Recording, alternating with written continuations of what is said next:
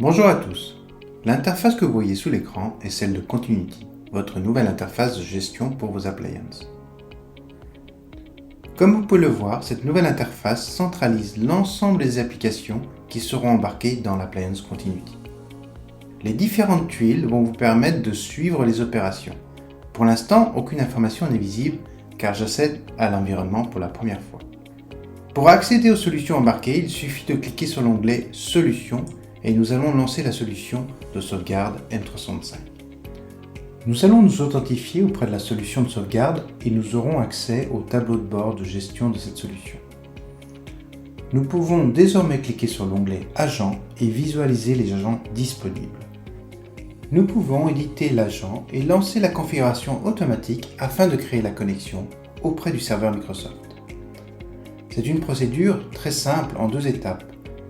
Une première étape qui demande une authentification sécurisée auprès du serveur Microsoft et qui est suivie d'une demande d'autorisation qu'il vous faut accepter.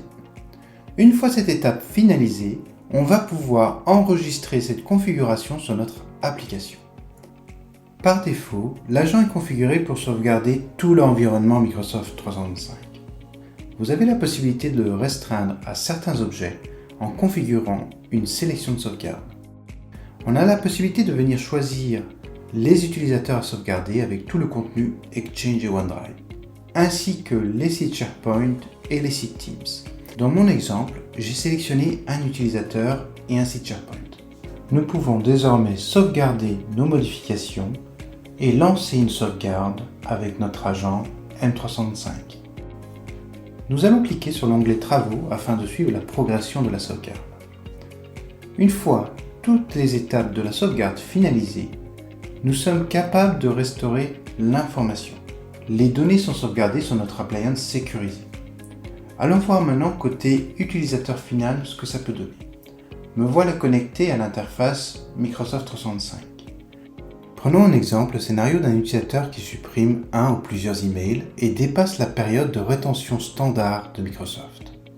Ces données sont dès lors plus récupérables par l'interface Microsoft. Prenons maintenant un autre cas de figure qui fait office d'actualité dernièrement car il s'agit du cas des cyberattaques par cryptovirus. Ce que l'on constate, c'est que les données ciblées sont critiques.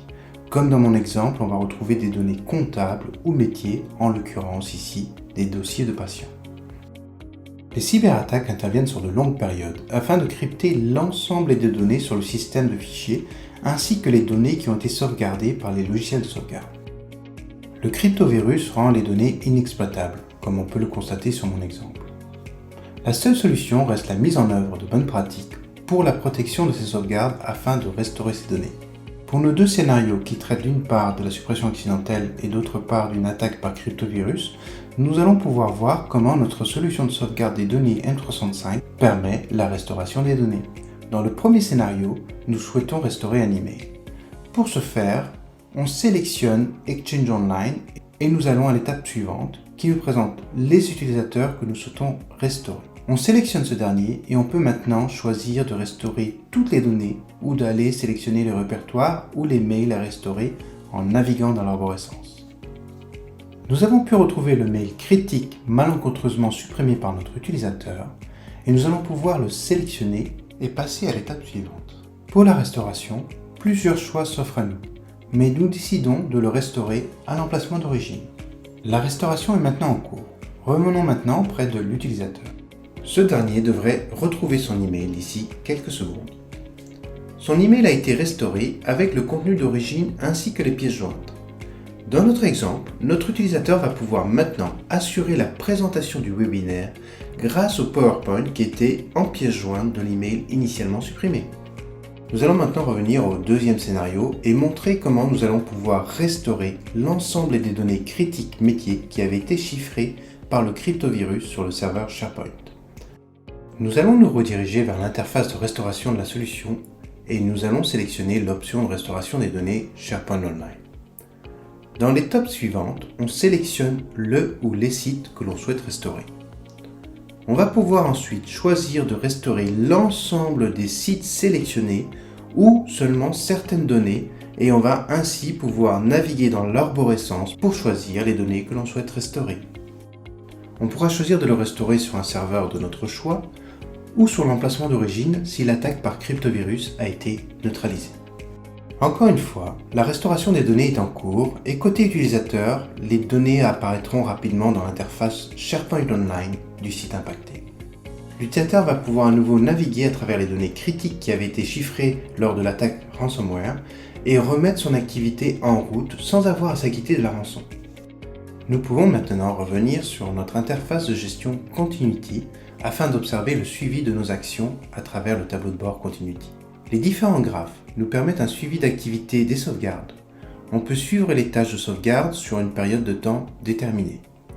On va également pouvoir suivre la santé de notre appliance par le monitoring du processeur, de la mémoire ou du réseau.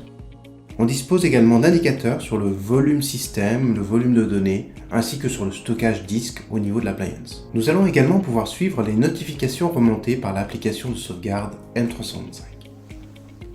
D'autres options de configuration sont disponibles dans l'onglet Paramètres et permettent notamment de réinitialiser son mot de passe. Nous allons maintenant pouvoir nous déconnecter de l'appliance Continuity. Lors de cette présentation, nous avons pu voir dans un premier temps comme il était simple et rapide de configurer le service de sauvegarde de votre environnement Microsoft 365. Ensuite, nous avons vu à travers de deux scénarios comment on opérait efficacement la restauration des données pour les utilisateurs. Et pour finir, nous avons pu voir comment l'interface Continuity permettait le monitoring des solutions embarquées sur l'appliance Continuity d'Atempo. Je vous remercie pour votre écoute et je vous souhaite une excellente journée.